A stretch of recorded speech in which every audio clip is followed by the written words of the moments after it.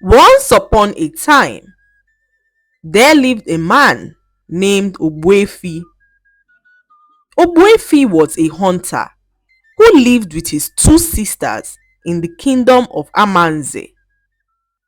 Amanze was a very small village which had been segregated from other neighboring villages because of an age-long rivalry between the former king of Amanze and a very wealthy and powerful king who ruled the kingdom of Ubochi, which was one of the biggest villages in those days.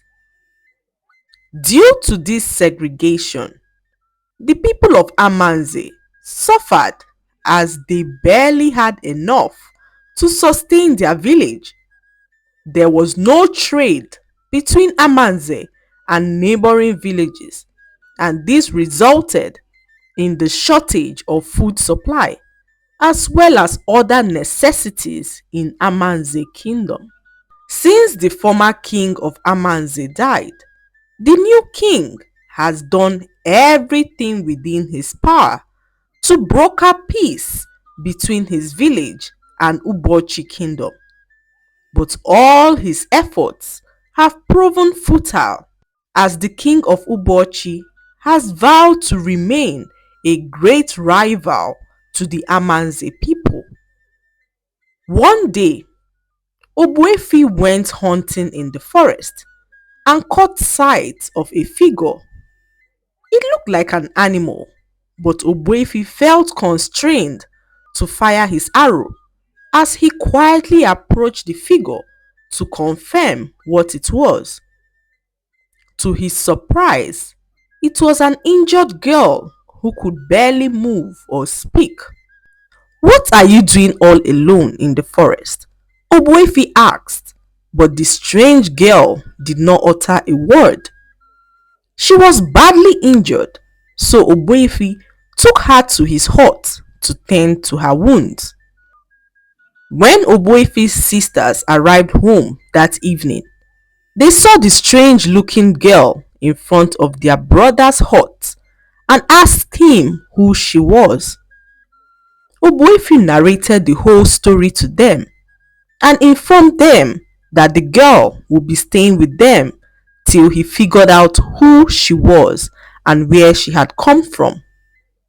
He suspected that the girl might have lost her memory and wanted to keep her safe, but his sisters were not happy about this. They saw no reason why their brother would accommodate a total stranger in their home, but Ogbuefi refused and insisted that the girl would stay. Few days later, the strange girl finally spoke, but she could not remember her name or where she had come from.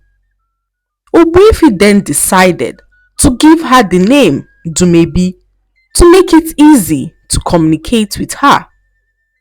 One morning, Ogbuefi went hunting, leaving Dumebi at home with his sisters.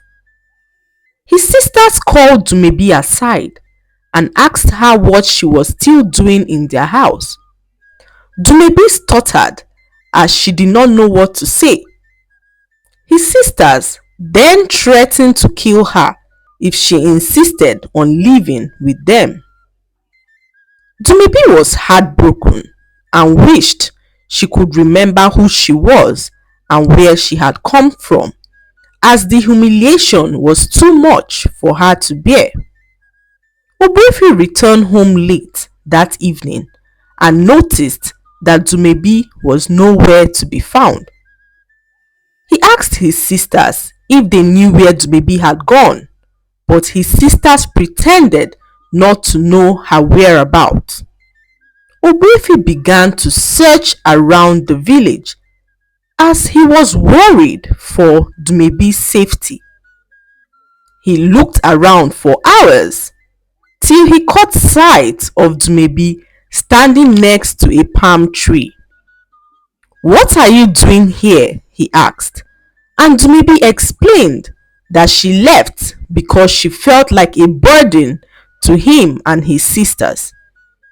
Obuefi rebuked her for thinking that way and told her to return with him as the village was not safe at night.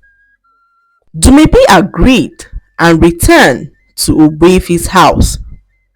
His sisters were so furious to see her and decided that it was high time they taught her a lesson. One afternoon, Obuefi's sisters waited for Dumebi close to the village stream. They knew Dumebi would fetch water from the stream that afternoon, so they dug a very huge hole in the ground to trap her. When Dumebi arrived the stream to fetch some water, she heard a scream nearby and rushed to see who it was. She was unaware of the huge hole and fell into it and bumped her head.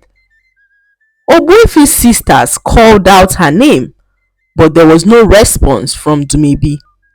"We have killed her," they panicked as they left the stream and rushed back home, pretending as though nothing had happened. Obuefi returned home that evening and Dumebi was nowhere to be found. He asked his sisters, who implied that Dumebi would have probably run away and that he should take his mind off her. Obuefi refused and searched the whole village but could not find Dumebi. Few days passed and still Dumebi never showed up, so Obuefi had no choice but to believe that she must have gone back home. News then began to circulate that the body of a certain young girl was found somewhere in the village, and Obuefi was too scared to check if the body belonged to Dumebi or not. His sisters also discouraged him from checking, and Obuefi agreed and never got to check. The young lady's body was later buried, and Obuefi lived with the uncertainty as he never got to know if the dead woman was Dumebi or not. Several months later, Obuefi received a message from the king of his village summoning him to his palace. He was so scared as he wondered what he had done wrong to warrant a summon from the king. Obuefi immediately rushed to the king's palace and saw a gathering of people at the palace. "What is going on?" Obuefi asked one of the people gathered at the palace, and he was told that the king of Ubochi kingdom had finally agreed to be at peace with the people of Amanze kingdom because of one man in the village. Obuefi was so happy to hear this, but little did he know that he was the man they were talking about. Obuefi appeared before the king, who began to thank him for all he had done to broker peace between his village, Amanze, and the great Ubochi kingdom.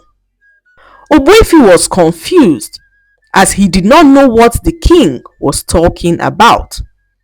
Immediately, the feared king of Ubochi arrived at the palace of the king of Amanze, and to Obuefi's surprise, he saw Dumebi standing next to the great king of Ubochi kingdom. It was then that Obuefi realized that Dumebi was the daughter of the king of Ubochi kingdom. Her name was Princess Adaeze. What happened was that Princess Adaeze was set to marry the handsome son of a very wealthy man in their village. Her stepsister Obianuju was so jealous and decided to get rid of Princess Adaeze so as to marry the rich man's handsome son. According to their tradition, once a man has declared his interest to marry a princess and done all the traditional rites towards the marriage, he is bound to marry from the royal household. What this implies is that if anything happened to the princess that the man was betrothed to, the man will still be bound to marry the next princess in line. Since Princess Obianuju was the next princess in line, she got some people to get rid of Princess Adaeze. So they beat Princess Adaeze up with some huge sticks and left her for dead in the forest, not knowing that she survived but lost her memory. When she fell into the huge hole the other day at the stream, she regained her memory and went back to her village to meet her father, the king. She told her father how a certain man from Amanze kingdom saved her life and took care of her till she regained her memory. She pleaded with her father to forgive the people of Amanze kingdom, and being her father's favorite daughter, her father agreed and decided to make peace with the people of Amanze. Obuefi was so shocked and happy that he helped Princess Adaeze. The king of Amanze kingdom bestowed upon Obuefi the most prestigious title in their village, and this came with it land and several animals and wealth. Because of what Obuefi did for her, Princess Adaeze refused to tell her father that it was Obuefi's sisters who pushed her into the deep hole, especially as she regained her memory in the process.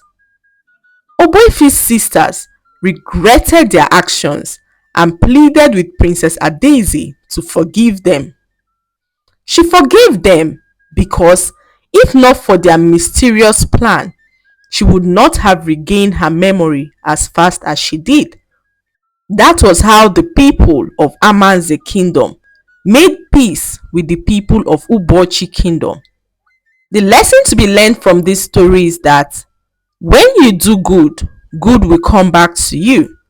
Try to be kind to people whenever possible, as that kindness could be the hope that person needs to survive. I hope you enjoyed the story. Please like, subscribe, and leave a comment. It helps us grow our channel. I'll see you in our next story. Bye.